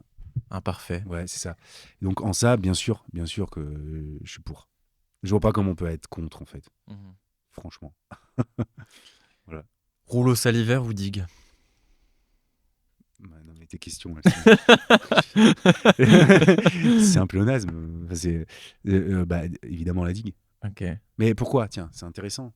Une fois, il y a un mec en conf, il m'a dit, ouais, moi, attends, avec mon assistante qui aspire, avec voilà, mes rouleaux, c'est vers machin. ce genre de Et tu discussion que vois, je veux aller. je suis complètement. Il n'y a C'est pas une goutte étanche. il y avait pas une goutte de salive dans ma dent. J'ai déjà Et entendu là, ça. j'ai dit, mais oui, bien sûr, pas de problème. Sauf que mets-lui une digue. Et ton assistante, elle aura 2 mains libres. Et elle pourra faire plein de trucs. C'est un gain Voilà. de temps, Confort. confort Temps. visuel. Ouais. Avant, si tu veux, c'est quand même incroyable. Je me souviens pendant mes premières années où j'étais attaché à la fac de Lyon, je vois un jeune étudiant qui fait un amalgame à l'époque, tu vois. J'ai l'impression d'être Ouf. vieux, mais Oui, j'allais dire, les amalgames, on en fait depuis 30 ans. Ouais. ouais, mais chez nous, on en faisait encore à Lyon. Un amalgame sur une sette du bas. Donc, tu sais, il y a souvent de la salive, quoi. Ça peut baigner. Et il me dit, putain, j'arrive pas à friser, j'ai tout le temps de la salive, il faudrait que quelqu'un m'étire la langue. C'était une pauvre cavité occlusale. Je dis, mais mec, franchement, tout simple, hein. Tu mets une digue, tous tes problèmes sont résolus. Il dit ah super, il met sa digue, nickel. Évidemment, il fait sa cavité dans des conditions hyper fastoches. Ça prend 2 secondes alors que ça faisait une demi-heure qu'il était dessus. Il va voir la prof pour montrer sa cavité. Il lui dit ah super ta cavité. Par contre la digue c'est pas la peine. Hein. Tu fais un amalgame, tu fais pas un composite. Ouais, Et ouais, là tu te ouais. dis mais qu'est-ce qui se passe? Enfin, c'est-à-dire S'il n'y qu'il a n'a pas pas compris l'enseignant derrière, l'ergonomie ben en oui, fait. voilà. Tu vois, d'un point de vue ergonomique, mais évidemment. Enfin, rouleau salivaire, enfin, prenez-vous encore la tête si vous voulez, mais c'est ridicule. Et tu vois, tout à l'heure, tu disais, moi, je fonctionne encore à la goutte à chaude. Mm. Tu vois, quand t'es sur tes acquis, que tu sais que ça va pas te prendre beaucoup de temps, que tu es à l'aise avec la manœuvre, t'as pas envie de forcément évoluer sur quelque chose de différent. Même si tu sais que à terme, ça va probablement te faire gagner du temps, tu seras plus ergonomique, etc. Mm. C'est comme la caméra optique. Tu Ouais. vois, combien de prates l'utilisent genre au quotidien, ils utilisent plus du tout de silicone. Bah, il y en a peu. Ouais, mais l'enjeu, c'est pas le même. Que tu obtures, par exemple, avec la gutta chaude ou des ciments biocérame, ton obturation, elle est bonne. Mm. Que tu fasses un traitement endo avec ou sans digue, l'endo, elle est pas bonne. Parce que, du coup, s'il y a de la salive qui rentre, s'il y a machin, bon, tu vois, c'est compliqué. Mm. Effectivement, il y a. Après, si c'est que des sujets sur lesquels c'est ergonomique, par exemple, bah, avec mes cotons salivaires et l'aspiration, j'ai pas de salive qui rentre dans ma dent. Mais d'un point de vue ergonomique, tu libères une personne pour gérer tout le matos, etc. Et tu vas te gagner du temps. Donc, effectivement, il y a ça. Après, le vrai problème, c'est que aujourd'hui, on parlait des biocérames tout à l'heure, c'est que moi, faire une gutta chaude ou une biocérame, ça me prend le même temps. Parce que je suis habitué. Tu comprends? Ouais, mais moi, Donc, là, ce que je te ergonomiquement, dis, c'est fastoche. Quelqu'un qui fait son empreinte, mais qui a l'habitude de le faire à l'ancienne, voilà, mais qui le fait super bien, et qui va, pour lui, ça va être trop compliqué de faire une empreinte optique. c'est ça, c'est comparable. Ouais. Mais par contre, ce sera quand même bien fait. Mm. Enfin, si c'est bien fait. Là, Tu comprends ou pas? oui, l'objectif, c'est Ouais. que ça soit quand même bien fait, c'est Ouais. la finalité. C'est Ouais, ça. d'accord. Il faut pas que ce soit une faute d'asepsie. Si ça devient une faute d'asepsie, là, c'est un vrai problème. Mhm. Ok, oui, je vois. Tu vois, Oui, c'est-à-dire que si les conséquences de ton geste, c'est le patient qui va le porter, pas toi, bon, si c'est à la limite toi, parce que voilà, tu passes un peu plus de temps et que tu as un peu le dos voûté, ok, c'est pas très grave. Mais si c'est le patient, parce que tu as fait une faute d'asepsie, là, c'est un vrai problème. je vois ce que tu veux dire. Euh, Plutôt la campagne ou la ville? C'est marrant tes questions. Hein. Euh, bah, alors, jusqu'à il y a pas longtemps, je t'aurais dit la ville, mais maintenant la campagne. Ouais. Mais il y a un. T'aimes les vaches? Hmm. Il y a, il y a un silence, il y a quelque chose que je captais pas avant. Tu vois, que je vis dans un lieu un peu reclus, moi. Euh, Il y a un monastère à côté, avec des Ouais, moines, tu vois, c'est qui font fou un peu de ça. silence. Ouais, c'est fou, ouais, c'est super. Ils font la chartreuse ou pas eux? Non. Non, parce que c'est des moines qui font. C'est des dominicains, donc c'est un peu des intellectuels, si tu veux. Ils s'enseignent à la fac Cato à Lyon. Enfin, voilà. D'accord. Euh, et donc, bah, ces longues promenades dans les bois sans un bruit, où tu entends juste le vent et le bruit des feuilles, des arbres, où tu vois des animaux. Enfin, je me promenais avec ma fille l'autre fois et on avait une biche qui s'est arrêtée devant nous à 10 mètres et on a continué à avancer tout doucement, elle n'a pas bougé Hein. jusqu'à 4-5 mètres. Enfin, tu vois, c'est des choses que tu peux pas vivre en ville. Et en ville, bah, au bout d'un moment, si tu veux, moi j'aime bien parce que du coup, il y a les bons restos, il y a les bons magasins, il y a les copains, les bières sur les terrasses, j'aime bien, mais pas trop. Donc, une T'as belle. saturé. Ouais, exactement. Ouais, c'est ça, exactement. Et donc, euh, la campagne, pas loin d'une ville. Et de temps en temps, un petit passage en ville, ça fait du bien. Pour les restos. Ouais, c'est ça. On va passer à la rubrique numéro 4, les passions. Donc tu fais du sport. Ouais. Est-ce que ça t'aide à te sentir mieux? Ah bah ouais, ouais. Ah, mais et ça fait plusieurs fois que j'expérimente le manque de sport et c'est un vrai problème. Mais je pense que euh, on est trop cérébral, Cérébro, ouais. cérébro, ouais. Et du coup, on dissocie ce côté corporel, alors que on reste des êtres humains, des animaux, si tu veux, humains. Et je pense que cette espèce d'instinct qui passe par le corps, ce que tu peux ressentir auprès d'une personne, je pense que c'est très important. Et donc le préparer, en prendre soin, hum, bien penser à ce qu'on va mettre dedans, ton Le carburant. alimentation. Ouais, c'est ça. Et des fois, il faut aussi mettre des choses un peu euphorisantes pour lâcher prise, tu Mhm. vois, de manière raisonnable, mais des bonnes choses. Et du coup, c'est quand tu tombes dans l'excès. Moi, je suis tombé, j'ai pas peur de le dire non plus, hein. Je suis tombé dans des moments de burn-out ou des moments où j'ai frôlé peut-être une consommation d'alcool excessive. Euh, à chaque fois, j'ai mis du temps à m'en remettre. Et à chaque fois, j'ai vu, si tu veux, le moment où je passais du stade où je faisais beaucoup de sport. Dès l'adolescence, en fait, j'ai beaucoup joué au rugby. Euh, et après, en arrivant en dentaire, j'ai un peu lâché le sport, tu vois. Les études, le stress, tout ça. Puis tu te dis, bah tiens, je vais peut-être aller boire un coup avec les copains, essayer de draguer les filles plutôt que d'aller m'occuper de mon corps. Et bah ça, je pense que ça, c'est des erreurs que j'essaye de plus refaire. Par exemple, là, je viens d'avoir un bébé, on a un peu mis ça de côté avec ma femme, alors qu'on s'entraînait beaucoup. On a tout de suite vu notre état psychique, notre communication, tout se détériorer. Donc, on a vite réagi. Et donc, voilà, le sport, mais je pense que pour que l'esprit soit libre et disponible pour créer, quand tu travailles, quand tu fais une endo, quand tu poses un implant, quand tu t'adaptes, il faut pas que ton corps te pose problème. Mhm. Pas que tu aies mal au dos, faut pas que t'aies... Donc, oui, le sport, bah, tu as visité le cabinet, on a mis une salle de sport dans le cabinet pour ça. Ouais, c'est fou. Il faut faire du cardio, il faut que ton corps, système cardiovasculaire soit capable de bouger, il faut que tu aies de la Suivre. masse musculaire pour aussi avoir la testostérone, Mhm. euh, pour que ce soit aussi, euh, ça stimule tes défenses immunitaires. Mhm. Alors je te parle pas de ressembler à Schwarzy, hein, Non, mais de toute façon, c'est pas. mais il t'en faut quoi. Il t'en faut. Mhm. Et bien sûr, il faut que tu tiennes droit, il faut que tu n'aies pas mal au dos, il Mhm. faut que tu t'étires. Moi, il n'y a pas une journée où je fais pas quelque chose pour mon corps. Même marcher. Ouais, marcher, tout à fait. Je dirais courir, tu vois, faut faire gaffe parce que souvent tu vois les gens qui courent et qui sont pas assez musclés pour ça, donc c'est ou trop lourds Mhm. et qui du coup tu vois le dos qui tu dis oula, celui-là va avoir mal au dos, ou tu vois les pieds qui partent à gauche à droite et en fait tu dis bah non, en fait c'est pas assez musclé au niveau des jambes pour courir dans de bonnes conditions. Et là tu as des mauvais schémas corporels qui se mettent en place et tu vois pareil. Après tant qu'ils courent un peu comme ça, c'est pas grand-chose, mais non, je pense que je suis très adepte du fitness, du crossfit. Et encore le crossfit aussi, j'y reviens un peu, il faut y aller doucement, quoi, parce que je me suis beaucoup blessé. Mais oui, c'est un... Faut bien s'échauffer, quoi. Ouais, bien, évidemment que le sport, c'est... Enfin, maintenant, quand je pars, pas une journée où si je m'entraîne pas, je fais au moins une demi-heure d'étirement, tu vois. Ça décompresse aussi. Ouais, bien C'est sûr, la c'est tension c'est qui relâche. Ouais. une décharge émotionnelle. Mais euh, comme l'alimentation, et puis comme un sujet qui est extrêmement tabou aussi, c'est la sexualité aussi. Enfin, on parle de ça dans un podcast, mais sans aller plus loin. Mais ça aussi, c'est très important. Parce que tout ça, c'est ce pourquoi ton corps est fait. Et donc, bouger, vivre, ressentir des choses, tout ça, c'est très important. Mhm. Voilà. Ça me va. Bon, le sujet de la sexualité, c'est peut-être pas forcément le Comme tu meilleur veux, hein, endroit on pour en peut, parler, hein. mais je pense que ouais, on peut l'aborder pas plus, mais comme ça, quoi. Mhm. Ça me va.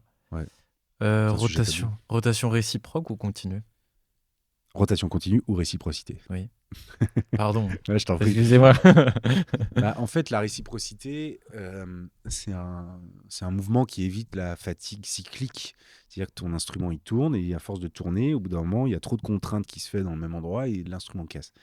Donc, si tu les fais pas tourner, bah, en fait, il y aura plus de fatigue cyclique. En gros, l'instrument, il va tenir plus longtemps. C'est vrai, euh, mais ça n'a pas que des avantages. C'est que du coup, les instruments dans scie, ils sont pensés pour tourner et c'est ce qui permet la remontée des débris. Donc, en réciprocité, les débris ils sont poussés au niveau du tir apical et il y a des études qui montrent qu'en fait ça fait sortir les débris au niveau des dents. Et donc il y a même des études, des essais cliniques qui ont montré que ça augmentait les douleurs post-opératoires. Bon. Mhm. Euh, c'est, je crois que c'est... je crois- excuse-moi, je crois qu'il n'y a, il y T'organises a pas les idées. de, il y a pas de meilleur ou de mauvais système. Je pense que ça rend service de là à Tu être... fais faut pas être la réplique dogmatique, quoi. d'Edouard Baird, là. Ouais, c'est ça, exactement.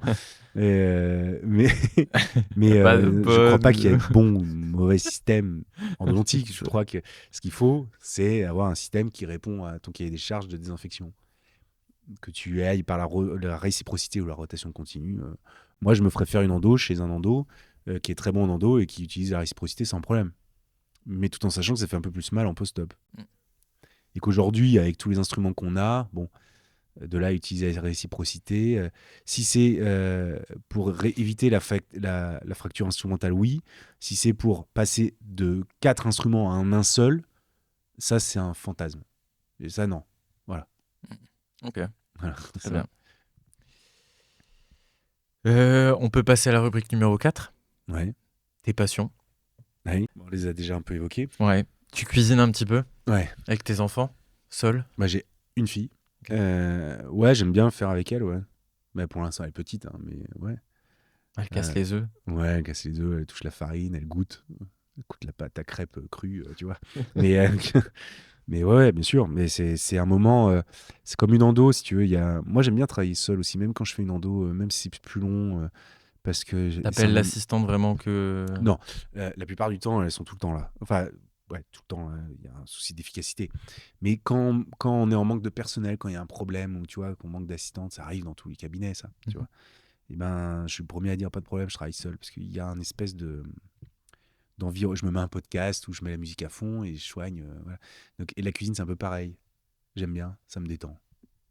Ça me détend. T'es seul avec toi, tout Ouais, et puis seul, tu fais des avec tes gestes pensées. très précis, tu prends ton temps. Et ça me plaît beaucoup. Ouais, t'es en mode pilote automatique, quoi. Ouais. Puis des fois, je fais la cuisine un peu vite et c'est toujours raté, alors que quand j'ai le temps, tu vois, quand tu fais fondre un beurre tout doucement avec des échalotes et que tu vois les échalotes qui changent de couleur, mais doucement, hein, il faut prendre le temps. Je Et, pense qu'en podcast audio, ça va bien rendre ça. ouais. L'échalote. Et donc après, t'as une sauce qui est super bonne et les gens te disent, mais t'as fait quoi? Bah, t'as pris des bons produits, t'as pris du temps et t'as essayé de ressentir ce qui cuisait.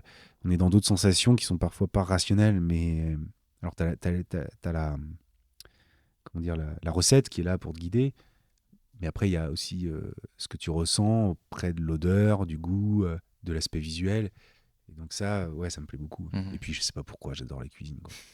Moi, Parce que j'adore les t'aimes bien cuisines modernes. manger. Ouais, ouais, grave, ça Souvent, c'est un c'est problème. lié. J'adore le vin, j'adore la cuisine. Ouais. J'arrive dans ma cuisine, cuisiner avec une bouteille de vin, c'est le bonheur. Et j'aime pas être pressé, donc ce que je préfère faire, tu vois, c'est cuisiner la veille. En plus, les plats réchauffés, souvent c'est meilleur le lendemain. Mhm. Cuisiner la veille avec du vin, tu vois, avec ma femme tranquillement. Souvent, ma femme me fait la discussion, puis moi je cuisine.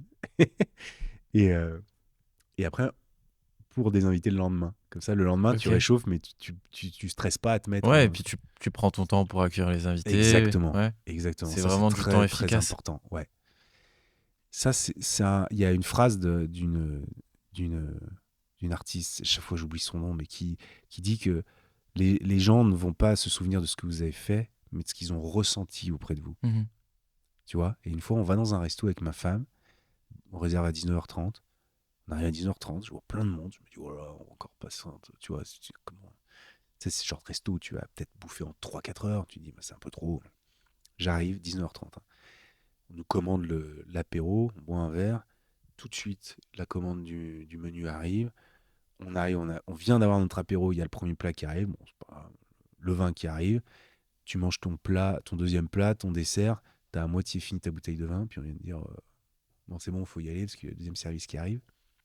Et tu te dis qu'en fait, alors que c'était très bon, mais tu vois, moi, je me souviens que on nous a un peu expédié. Mhm. Et bah, ça, c'est un problème. Mhm. Tu vois. Ouais, je vois ce que tu veux dire. Et ça, quand tu l'appliques même avec les patients, alors moi j'ai de la chance, je suis peut-être pas objectif parce que je suis déconventionné, donc j'applique les tarifs que je veux, mais j'aime bien prendre le temps. Et si après l'endo, j'ai le temps de boire un café avec le patient et j'ai le temps de discuter, parler de lui, de son job, de ce qu'il ressent, puis parfois aller un petit peu sur des choses intimes ou personnelles, ça me plaît parce que du coup, il y a une relation, je dirais, un peu rare, exceptionnelle dans le sens qu'elle fait exception, qui se met en place. Mais on a plus le temps de passer, même n'importe quel artisan, entre Mm. guillemets, n'a plus le temps de faire ça, puisque l'artisanat est un petit peu délaissé aussi. Nous, on a la Mm. chance d'avoir cette profession où c'est encore bien rémunérateur. Et on peut on peut se permettre de prendre ce temps pour parler avec la personne à qui on rend service. Et oui. Et moi, mais je crois que ça, c'est très important. Dans un essai qui s'appelle Le soin est un humanisme, qui a été écrit par Cynthia Fleury, qui est une philosophe et une psychanalyste que j'adore, c'est un tract de Gallimard, c'est des petits cahiers qui valent 3 euros, hein. Elle explique sa vision du soin.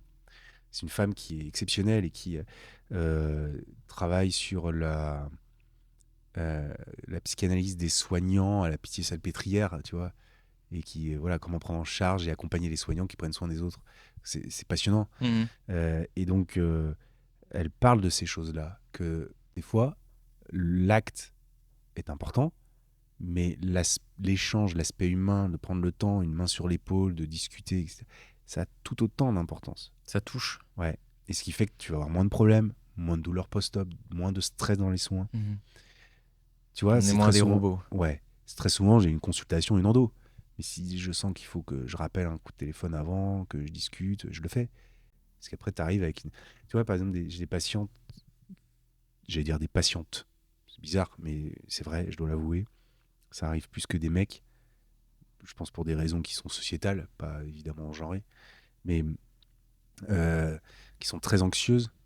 Et ben, ou même des hommes qui sont très anxieux, euh, quand j'ai des correspondants qui me disent oula, tu n'arriveras pas à la soigner, bah, ça n'arrive quasiment jamais, même des phobies, puisque tu commences à comprendre qu'en fait, ils ont un passif ou petits, ils sont pris une branlée sur un fauteuil non dentiste parce qu'ils voulaient pas ouvrir la bouche, C'est pas ou rare, ça. alors sinon, on leur a tenu les mains pendant qu'on faisait une carie sans anesthésie. Mhm. Mais qu'est-ce que tu veux qu'il se passe? Un traumatisme. Mhm. Là, le psyché, il est atteint, et donc, du coup, toute sa vie, le mec, il va flipper de revivre ça, et Mhm. c'est à juste titre Mhm. d'ailleurs. Donc, il faut, il faut discuter, lui dire que c'est un accident, que ça se fait plus comme ça maintenant, qu'on est à l'écoute, etc. Puis quand il va commencer à expérimenter l'anesthésie et se dire, mais en fait, je sens rien, il va se détendre, et puis en fait, ça se fait comme ça, tranquillement. Mhm. Mais il faut passer du temps à l'écouter. Mais quand tu as des dentistes qui disent, c'est dans votre tête, madame, allez, allongez-vous, Mhm. ça va pas l'aider, Ouais, hein, ouais. tu vois. Mais Ouais. là tu as la chance, mais t'es dans une position où tu peux te le permettre. Encore une fois, il y a des dentistes, Ouais. Mais après, encore une fois, il faut pas se mentir non pas ce, plus. ce Quand tu temps. gagnes 5 000 euros par mois, tu es parmi les 1% les plus riches du monde. Le salaire moyen d'un dentiste en France, tu tapes ça sur. Alors bon, j'ai pas vérifié, hein, j'ai juste tapé ça sur Google, quel est le salaire moyen d'un dentiste en France. Mhm. C'est 100 000 euros brut. Donc ça fait à peu près 7 000 euros par mois, C'est ça. net. Ouais. Tu vois. Ouais. Donc globalement, la société, elle te va dire, mais attendez, monsieur, vous avez le temps, vous devez le prendre le temps. Mhm. Et ils ont raison, tu vois. C'est sûr que quand tu vis qu'entre dentistes et que tu te compares, alors je vais peut-être pas me faire des potes, mais c'est pas grave, je m'en fiche. Mes potes sont pas trop dentistes. Ça aide, en fait, de voir d'autres gens que des professions médicales, parce que tu, tu te permets ça permet de t'adapter et de comprendre que, bah oui, quand tu vends une endo 1000 euros, bah évidemment que pour un mec, enfin, même pour moi, tu dirais, mais merde, faut que je sorte 1000 balles. Mhm. Et ben oui, quand tu vends un implant 2000 balles, 3000 balles, évidemment que c'est un effort surhumain pour quelqu'un, tu vois, qui pour gagner la même chose que toi, il lui faut 20 ans de carrière, avoir des énormes diplômes, et se battre tous les jours. Enfin, évidemment que c'est énorme. Donc, évidemment, il faut l'accompagner, il faut prendre soin de cette personne qui va te donner cet argent-là. Enfin, je crois. Qui accepte de te donner une partie de son temps, en Mais fait. bien sûr, de sa liberté, Mhm. c'est hyper important. Et de pas dire, oh, putain, mais si vous faites pas, qu'est-ce que vous voulez qu'il se passe, enfin, faites un effort pour vous. Enfin, ça va pas marcher, c'est hyper culpabilisant. Alors, effectivement, on peut travailler sur le fait pourquoi ils préfèrent aller passer des semaines au Club Med ou se payer des sacs Vuitton plutôt que de s'occuper de ses dents. Mais ça lui fait peut-être plus de bien que de soigner ses dents. Mhm. Et c'est pas à nous d'en juger. C'est-à-dire que on peut lui dire où est votre priorité, on peut travailler ça ensemble, mais on peut pas chercher à le faire culpabiliser, c'est un effort énorme. Donc je dis pas que les dentistes gagnent trop, je dis pas qu'on fait payer les soins trop cher, je dis juste qu'on doit être un minimum exemplaire. Ça, pour le coup, franchement, et si on doit prendre un peu le temps, des fois, il faut le prendre. Voilà. C'est ça que je dis. Voilà. Tu disais juste un petit peu avant que tu avais décidé de t'isoler à la campagne. Mhm. Est-ce que ça repose sur une explication que tu n'aimes pas comment le monde évolue, ou c'est plus personnel? Non, c'est personnel. Non, le monde, il évolue. Bon, j'étais pendant longtemps en rébellion face à ça. Je suis devenu végétarien, voilà, il y a à peu près une dizaine d'années. J'ai une espèce de mode de consommation que j'essaye de maîtriser, même si, Plus raisonné? ouais, j'essaye, mais en même temps, franchement, enfin, je me rends compte que, tu vois, je reste quand même, j'ai deux motos chez moi, hein, enfin, tu vois. Mais bon, donc voilà. Non, non, c'est plus, euh, le monde, il évolue dans un sens qui me paraît plutôt bon. D'accord. Je suis assez optimiste. Je pense qu'on va peut-être croiser des moments difficiles, mais on est de plus en plus nombreux. Et mine de rien, il n'y a jamais eu aussi peu de, de conflits au nombre d'individus sur Terre. Euh, Rapporté au ouais, nombre ouais. d'individus? Donc, si tu veux, on voit les populations ouais, en croissance exponentielle partout, mais au final, bon, il y a des conflits abominables, évidemment. Mais les gens sont de plus en plus éveillés, éduqués, je pense. Sociable? Ouais, social, bien sûr. Est-ce que tu penses que c'est Mais Internet qui a un petit peu aidé à la chose? c'est un sujet compliqué. Hein. Moi, je ne sais pas si je suis la bonne Exactement. personne pour répondre à tout ça, mais C'est euh, pas ce qu'on cherche à avoir forcément la bonne interprétation ou le bon raisonnement, c'est d'accord, c'est plus ce que moi je pense. hmm, Bah, je suis assez optimiste, si tu veux. Il y a une partie de moi qui est assez inquiète et une autre qui est assez optimiste, comme chez tout le inquiète. monde. Ouais. L'inquiétude, elle est sur effectivement le manque de tolérance. Quoi. Il y a des gens qui vont peut-être arriver et te dire, bah voilà, maintenant, il faut vous habiller comme ça, il faut faire ça. Ça, je me battrai jusqu'à la mort pour lutter contre ça, si un jour ça arrive. En revanche, le vivre ensemble, j'adore. Enfin, moi, j'étais dans un théâtre à fin fond de Villeurbanne. Tu vois toutes les classes de la société vivre ensemble autour d'une table pour jouer au théâtre et tout. Je trouve ça génial. Hmm. Toutes Euh, les professions presque aussi. ouais, toutes les professions, bien sûr. Toutes ces choses-là qui cassent les classes sociales, je trouve ça génial. Mais ouais, euh, c'est un sujet très difficile. Hein. L'autoritarisme ou les discours fermés, par contre, ça m'inquiète plus. Et peut-être que des fois, il faut, tu vois, la ferme. Tu vois, c'est marrant, mais j'ai regardé Oppenheimer. Et je trouve, tu l'as vu le film? Ouais. Non, j'en ai Et vu que des extraits. du coup, l'intérêt, le questionnement de ce film, c'est de savoir si la bombe atomique a sauvé ou tué plus de monde que. Mhm. Bah ça, c'est un vrai sujet. Des fois, il faut peut-être un peu de fermeté pour permettre cette liberté. Et au final, je pense que si tous les pays du monde qui ont la bombe atomique, tant qu'il n'y en a pas une qui pète, au final, ça évite les conflits. Voilà, je vais très loin. Hein. Non, mais Je- c'est Mais vrai en fait. Mais ouais. en fait, le problème c'est que de tout temps, ça a toujours été la loi du plus fort. Et là, il y a une espèce d'équilibre qui s'est mis en place avec justement toutes ces puissances nucléaires, où justement, on sait qu'il va jamais, entre guillemets, y avoir d'escalade au point qu'il y ait Hmm. autodestruction de tout le monde, parce que tout le monde sait que si on arrive à cet extrême-là, bah, personne va survivre en fait. Ouais, c'est ça. Donc, il y a quelque chose de rassurant là-dedans. Mm. Mais comme tu dis, la loi du plus fort, bah, oui, si elle est incitative, si elle est dissuasive, Ouais. je ne crois pas à un monde de bisounours, ça, c'est Non. clair. Parce que euh, il faut, si tu veux, il faut une certaine forme d'éducation pour être dans un monde de bisounours. Mm. Et pour l'instant, jusqu'à preuve du contraire, le monde entier, même nos sociétés à nous, extrêmement libérales, égalitaires au maximum, quasiment les plus enfin, non, je ne veux pas dire ça. Mais, Sur euh, certains points, on y est, sur d'autres, ouais, ouais. Bon, il y a quand même des pays où il y a moins d'égalité, il y a voilà, plus d'égalité entre les gens, entre les hommes, les femmes, etc. Mais d'autres où c'est pire. bah, bien sûr, mais en tout cas, il y a une liberté. Je veux dire, en France, jusqu'à preuve du contraire, si tu fais nuit à personne, tu fais ce que tu veux. Mm. Euh, mais le terme liberté-égalité, il est très très bon. D'ailleurs, Cynthia Fleury, que j'ai cité, a écrit un livre là-dessus avec deux autres philosophes sur les termes liberté, où elles défendent la liberté, sur le terme de l'égalité, où elles défendent l'intérêt d'avoir une société égalitaire. Et ce qui fait le lien dans tout ça, c'est la fraternité. Et ben, je crois que ça, c'est très important. En vieillissant, je commence à comprendre ça. Tu vois? Fraternité, ça veut dire que même si on fait pas partie de la même la même origine, enfin, qu'on n'est pas né dans le même pays, qu'on s'entende quand même avec la Ouais, personne ou d'autres classes sociales, ou d'autres classes ou sociales. d'autres genres, où effectivement, il y a quelque chose, bah, en fait, dans une société patriarcale, si les hommes se disent, bah, en fait, non, effectivement, l'égalité homme-femme, elle n'est pas là, il faut aller chercher, il faut aller la créer, ça devient fraternel. Mhm. Et ça, c'est bien, tu vois, On tend vers quelque chose de plus égal. de plus égalitaire.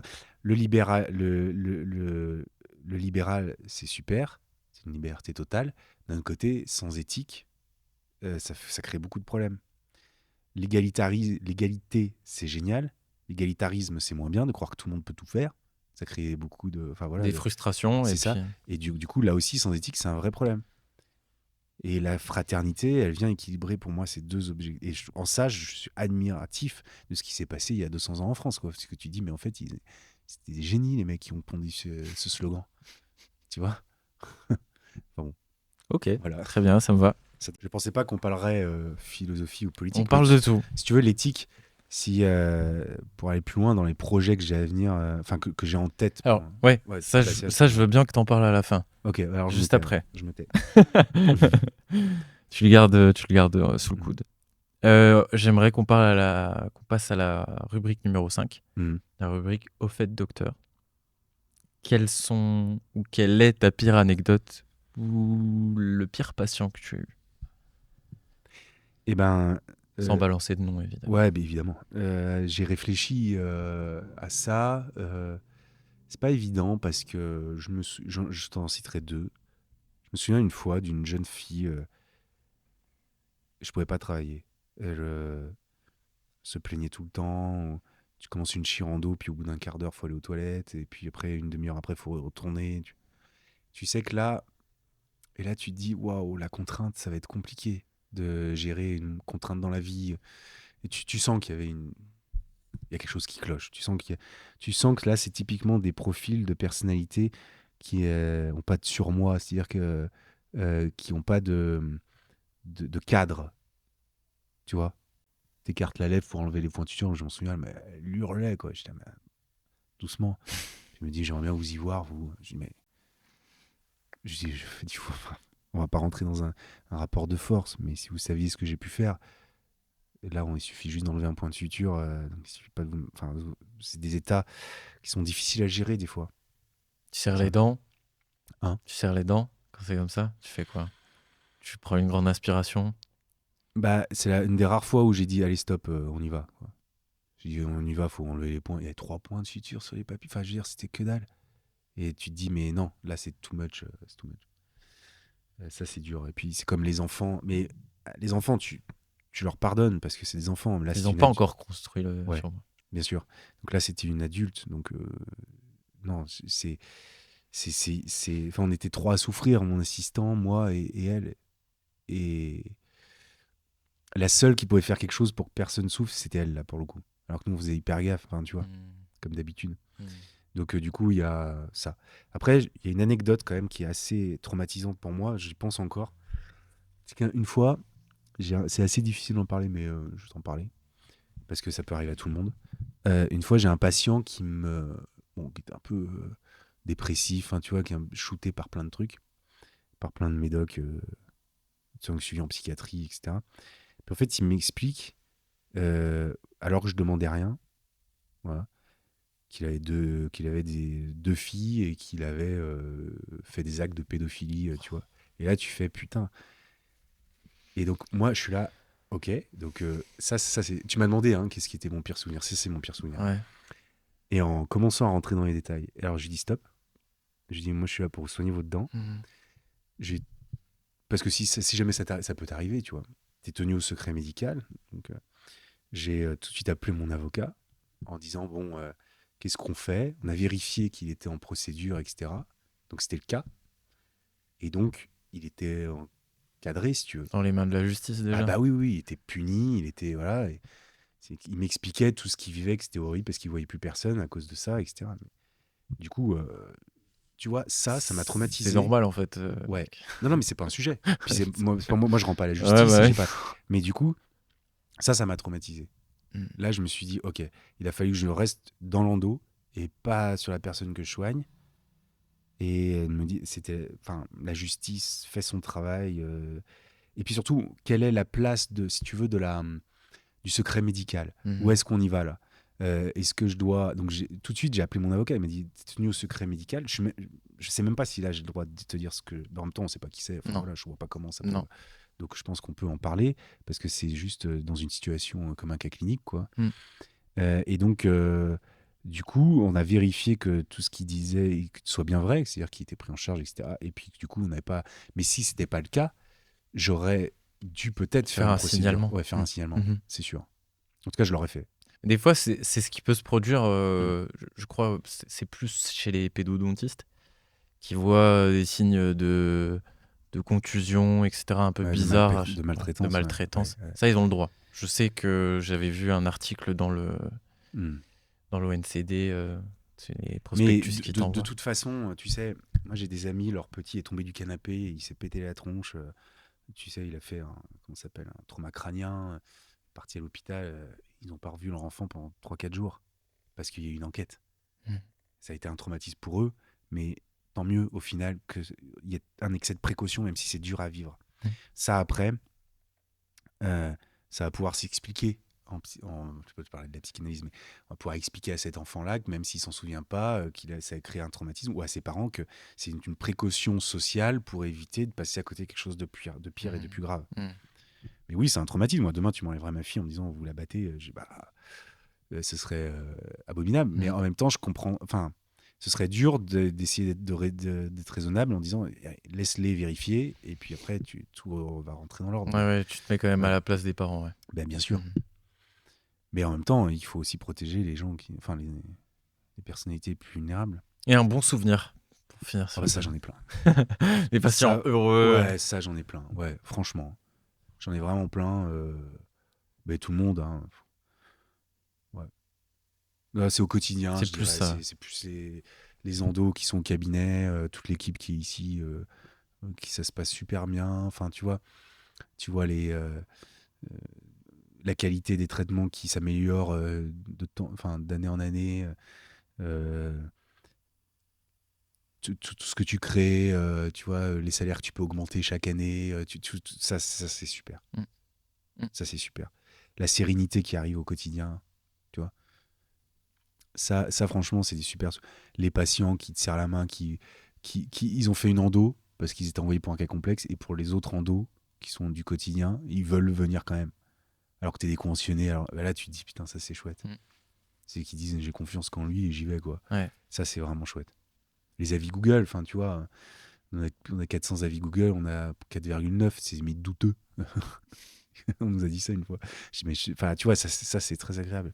Le nombre de correspondants, ouais, ça c'est très agréable. C'est cool. Ah ouais, franchement. Félicitations. Bah merci. Non, mais C'est mérité, du coup. ouais, ouais, c'est beaucoup de travail. Pour le coup, ça se fait pas. C'est pas c'est du travail, mais pas forcément en quantité. C'est-à-dire que des fois, c'est des bonnes questions au bon moment, on travaille sur soi, hein, tu vois, qui fait que cet alignement il se crée. Et pour en revenir à ta question sur la vocation, là, c'est des signaux que la vocation est là.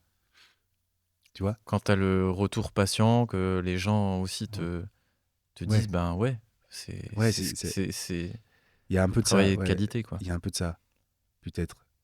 Ça, c'est un signe que la vocation elle est là, ouais, je crois. Et pourtant, on pourrait croire, enfin, beaucoup de dentistes pensent que c'est un métier qui est très... où tu as assez peu de feedback au final. Où tu assez peu... Tu montres assez peu à tes pairs ce que tu es capable de faire. Tu vois, à part en mettant sur les réseaux sociaux, c'est un travail qui est relativement solitaire au final. C'est pour ça qu'il y a pas mal de Hmm. dentistes qui sont exposés au risque de suicide, etc. Ouais, Tu alors, vois? c'est vrai que si je peux me permettre, il y a des raccourcis. Le, c'est un métier difficile, la dentisterie. Moi, j'ai un oncle dentiste qui s'est aussi suicidé, hein, donc je sais ce que c'est. Mm. Mais je pense il y a un excès de plein de choses, de stress. On est purement sur du rationnel, on n'écoute pas trop l'émotionnel. C'est un peu C'est honteux, vrai, tu vois. c'est un peu le piège. C'est ça. Là où les médecins, par exemple, sont bien en avance par rapport à nous. Mhm. Il y a du collectif en médecine. Nous, on est très isolés, c'est ce que tu disais par tes pairs.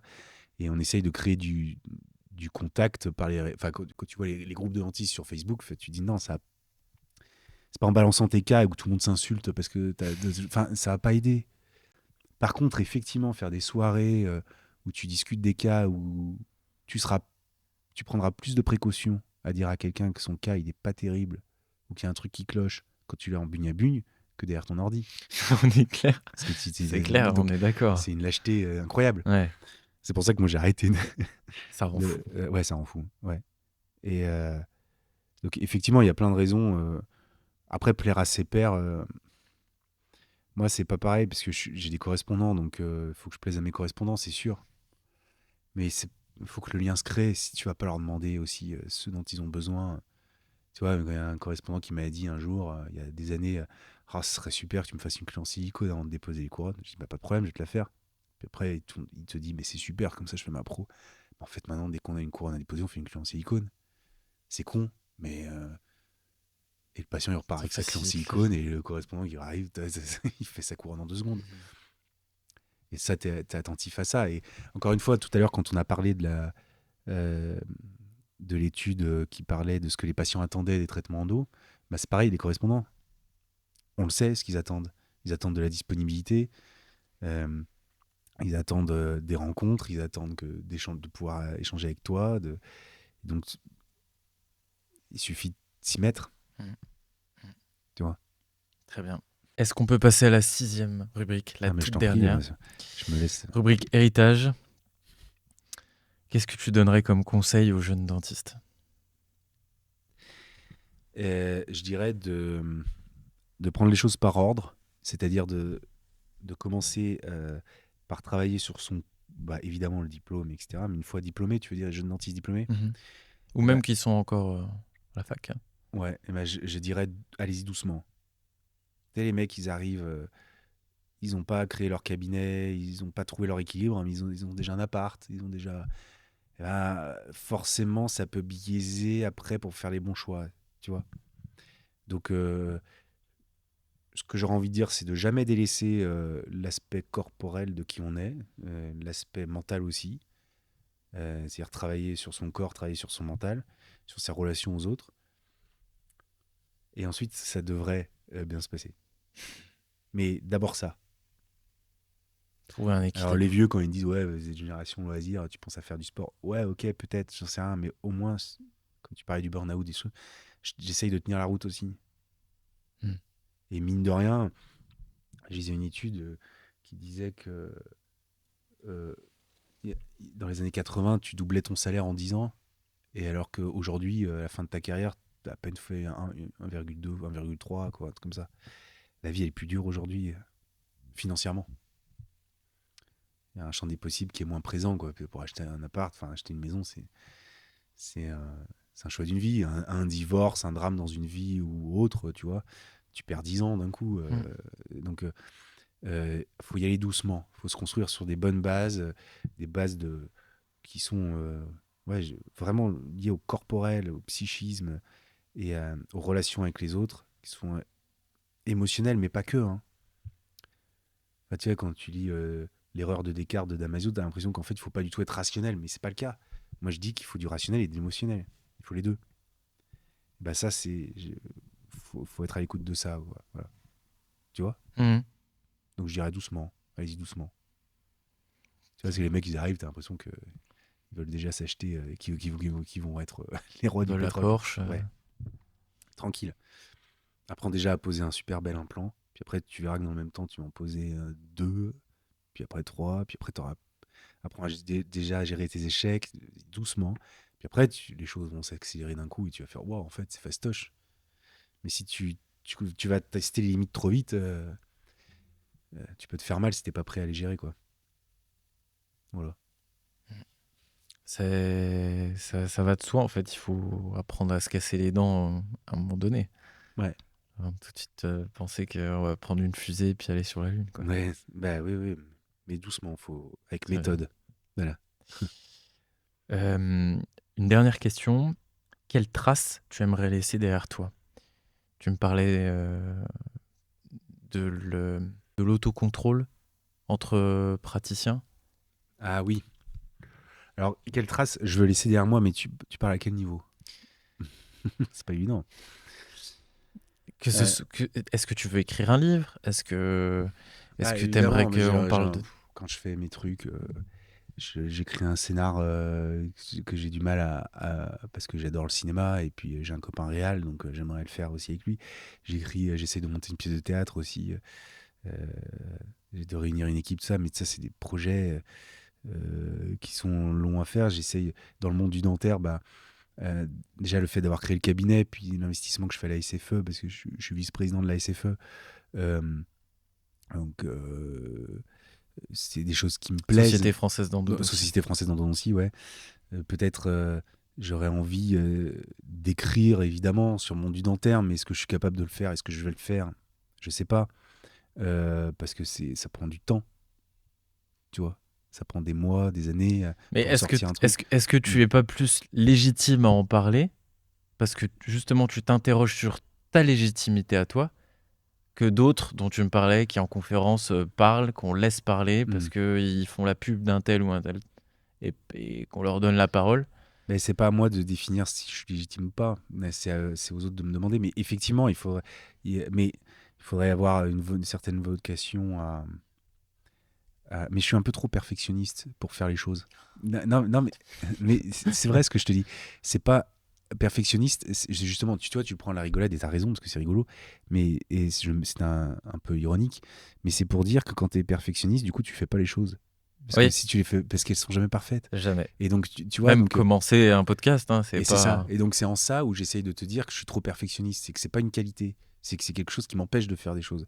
Et donc, j'essaye parce qu'à chaque fois, je me dis, ou alors je suis fainéant, ou alors je fais pas, ou alors j'ai peur. Tu vois, c'est possible. T'as pas eu peur d'ouvrir un cabinet, Non, ça s'est fait tout seul. tu vois? Donc, je me laisse porter par. C'est là où c'est émotionnel. C'est là où c'est intéressant d'être émotionnel. C'est de dire, en fait, il y a des choses que tu fantasmes. Tu vois un écrivain, quelqu'un donne la parole, c'est agréable, ça flatte. Mais d'un autre côté, il faudrait que ça se fasse. Donc si à un moment je prends ma plus belle plume, je me pose et que je me mets à écrire et que t'es plus fatigué et que ça se fait tout seul, c'est que effectivement c'est quelque chose qui doit se faire. Mais si c'est pour y aller et pas être bien et mal écrire, je suis pas sûr que ça vaille le coup. Tu vois? Donc C'est forcément que le premier jet, il va être dégueu, hein. sans doute, ouais. Donc effectivement, j'ai pas de. Mais laisser une trace, c'est vachement dur comme question. J'ai plutôt envie de. Moi, j'aime bien être une tête chercheuse et expérimenter, tu vois. Là, j'ai expérimenté le cabinet, j'ai fait le conservatoire de théâtre. Tardivement, là, je suis en école de psychanalyste, j'expérimente. J'ai très envie d'aller voir aussi ce qui se passe du côté de l'éthique de la santé, de la philosophie médicale. Ça me plaît beaucoup. Peut-être qu'à un moment, je vais me dire, bah, stop, maintenant, faut que je donne aux autres ce que j'ai compris, qu'ils prendront pas. Euh, Après, si vraiment je dois laisser quelque chose, c'est plus de la charge émotionnelle sur les gens qui m'entourent. Mhm. Mes associés, mes collaborateurs, mes collaboratrices, ma famille, Se dire, ouais, ma lui, fille. c'était une belle personne. Bah, je sais pas, belle ou pas belle, c'est même pas forcément ce que je cherche, mais laisser quelque chose. Quoi? Qui puisse se dire, tu vois, bah, l'étape d'avant, elle a été faite, donc maintenant on peut passer à l'étape d'après. Mhm. Ça, c'est cool, Ton héritage, c'est pas tes enfants. sans doute. C'est ça qui va rester derrière toi. Les enfants, les associés, tous les moments qu'on a passés ensemble, tout ça, c'est important. C'est pour ça qu'il faut qu'il soit qualitatif. Mhm. Ça, je pense que tu vois, j'ai des associés ici au cabinet avec qui j'encadrais leur thèse et je sais, enfin, moi, quand je vois le docteur Ricci qui m'a appris mon métier avec son mari, le professeur Medioni, mais je sais que toute ma vie, je vais les porter avec moi parce qu'ils m'ont transmis énormément de choses. Tu vois, il y a plein de gens comme ça, la SFE aussi, qui m'ont transmis des choses. Bah, ça a de la valeur, en fait. Mhm. Plus que dans quelque chose qui serait matériel ou monétisé. Ça, on est d'accord. Tu vois? Ça, on est d'accord. Et bah, ouais, voilà, c'est que les gens que j'ai pu rencontrer repartent en se disant, tiens, j'ai rencontré Mathieu Durand et je repars avec un peu de ça. Et voilà. Ça me Bien va. ou pas bien, j'en sais rien. J'espère plutôt agréable, mais Et tu vois ça ce que je veux dire? l'était. En tout cas, Voilà. moi, pour ma part, c'était très bien. Bah ouais, merci. Je te Moi aussi. remercie, Bah, je t'en prie, Mathieu, grand pour le plaisir. temps que tu m'as accordé. Avec grand plaisir. Et encore bonne continuation pour la suite. Bah, J'ai merci toi l'impression aussi. que tu es sur une belle lancée, en tout cas. C'est gentil, merci. Bon, bah merci beaucoup. Merci à Et puis à toi. une prochaine fois. Avec plaisir.